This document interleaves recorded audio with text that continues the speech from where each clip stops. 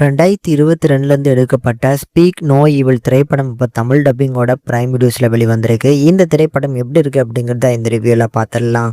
இதில் இந்த படத்தோட கதையை பொறுத்தளவுக்கு ஒரு நல்ல சைக்காலஜிக்கல் ஹாரர் த்ரில்லர் ஜானரில் இந்த படத்தை எடுத்திருப்பாங்கங்க.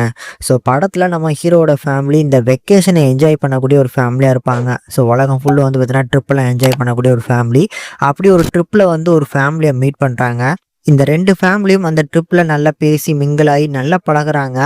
அதுக்கப்புறம் நம்ம ஹீரோவோட ஃபேமிலி கிட்டக்க அந்த ஆப்போசிட் ஃபேமிலியை சேர்ந்தவங்க கண்டிப்பாக நீங்கள் எங்கள் வீட்டுக்கு ஒருக்க வரணும் அப்படின்னு சொல்லி ஒரு இன்வைட் பண்ணுறாங்க.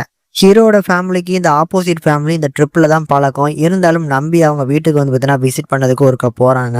அப்படி போனதுக்கப்புறம் அந்த வீட்டில் என்னெல்லாம் நடக்க போகுதுங்கிறது தான் இந்த படத்தோட மொத்த கதையுமே. இந்த படத்தை பொறுத்தளவுக்கு இன்ஸ்பயர் பண்ணி தான் 2024 வந்து நம்ம ஜேம்ஸ் வந்து பார்த்தீங்கன்னா அந்த படத்தை எடுத்தாப்புல. அதில் வில்லனாகவே நான் பண்ணுறேன் அப்படின்னு சொல்லி இந்த படத்தில் ஒரு சில கிளைமேக்ஸை மட்டும் மாற்றி இந்த படத்தை எடுத்திருப்பாங்க. 2 படமே சூப்பரான படம். ஆனால் நான் எந்த படம் எனக்கு பிடிக்கும்னு கேட்டால் கண்டிப்பாக இந்த 2022 வந்த படத்தை தான் சொல்லுவேன். ஏன்னா ஒரு பெஸ்ட் எக்ஸாம்பிளாக இருக்கும். யார் என்னன்னு தெரியாத ஒருத்தவங்களோட வீட்டுக்கு நம்ம போகிறது அப்படிங்கிறது ஒரு பெரிய ஆபத்தான ஒரு விஷயம் அப்படிங்கிற மாதிரி தான் அந்த படத்தோட ஒரு மீனிங்ஃபுல்லான ஒரு விஷயமா இருக்கும். 2வது விஷயம், இந்த படத்தோட அந்த கேஸ்டிங்ஸோட பர்ஃபார்மன்ஸ் தான். வில்லன் சைடில் இருக்கக்கூடிய அந்த 2 நபர்கள் சூப்பராக பண்ணியிருப்பாங்க.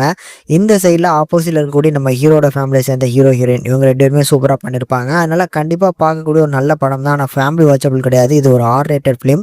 நிறைய நியூடிட்டியான காட்சிகள் வைலன்ஸும் இருக்குது. அதனால் கொஞ்சம் தனியாக உட்காந்து பார்த்து என்ஜாய் பண்ணுங்கள். சூப்பரான படங்க.